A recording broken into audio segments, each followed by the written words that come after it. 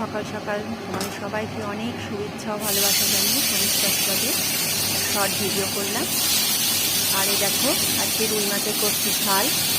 রুই মাছগুলোকে নুন হলুদ মাখিয়ে সব হালকাভাবে ভেজে নিলাম।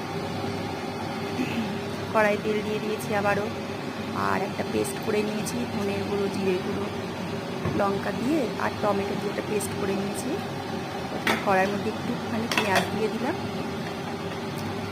পেঁয়াজ দিয়ে তারপর পেঁয়াজগুলো একটু হালকা ভাজা হলে যাতে গন্ধটা চলে যায় পেঁয়াজে, এরকম হলে তারপর মশলাটা দিয়ে দেবো। যারা একদম কাঁচা রাঁধুনি, ভালোভাবে এখনও রান্না পারে না, আমার মেয়ের মতো, আমার ছোটো মেয়ে যেমন ভালো পারে না, তাদের জন্য রান্নাটা একদম সহজ।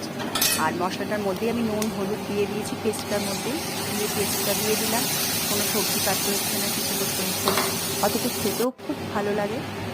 একটুখানি চিনি দিয়ে দিয়েছি ব্যালেন্স আনার জন্য, যে ভালো মতো কষিয়ে যখন তেল বেরোবে একটুখানি জল দিয়ে দিয়েছি।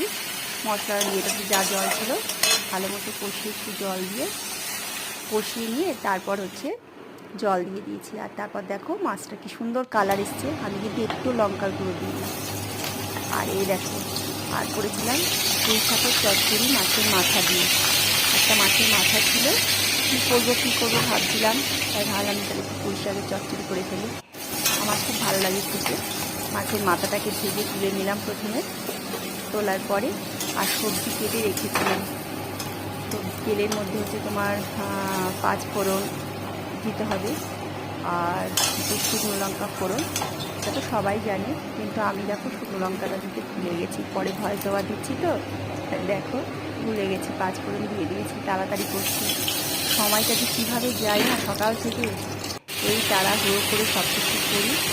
আর এদিকে দেখো সব দিয়ে দিয়েছি সবজিগুলো, ঝিঙে, পটল, বেগুন, মিষ্টি কুমড়ো, আলু, জ্বালাচ্ছি।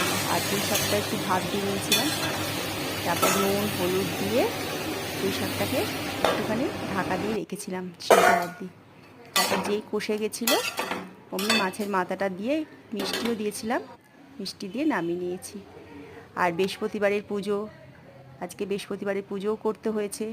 কীভাবে যে করতে হয়েছে, তারপরে বেলা হয়ে গেছে দুপুরের খাওয়া দাওয়া। আজকে দুপুরের খাওয়া দাওয়ায় মাছের ঝাল, ডাল আর পুঁই শাকের চচ্চড়ি।